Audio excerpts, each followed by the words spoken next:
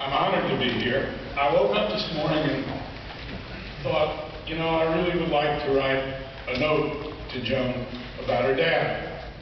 So I sat down, and I think probably is the best thing that I can say today is to share those words, with your permission, about your dad. And here's what I wrote. Joan, I hope I can get across today what your father did, because he acted with remarkable personal courage and concern for principles that might have been misconstrued even by those who knew him best.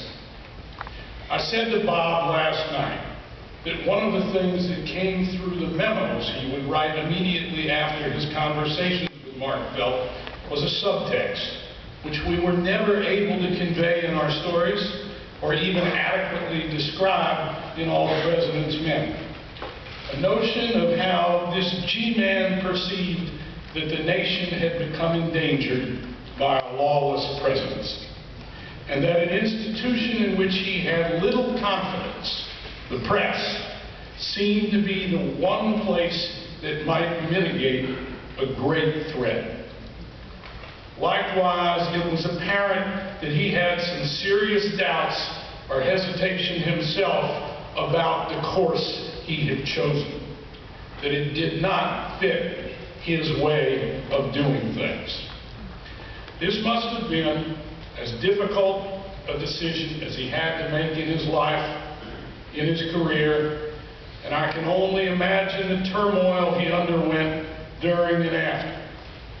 And it helps explain as well why there was so much pulling and tugging in those conversations with Bob, because of your dad's own understandable ambivalence at times.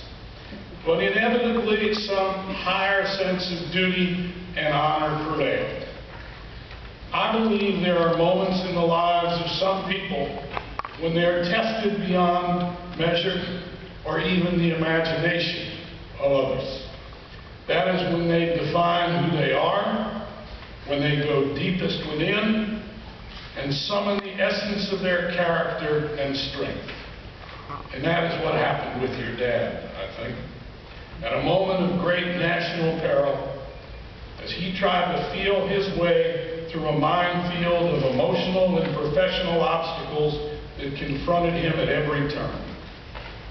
I'm grateful that I was able to meet him finally, and I hope you understand the personal bond I felt all these years with him.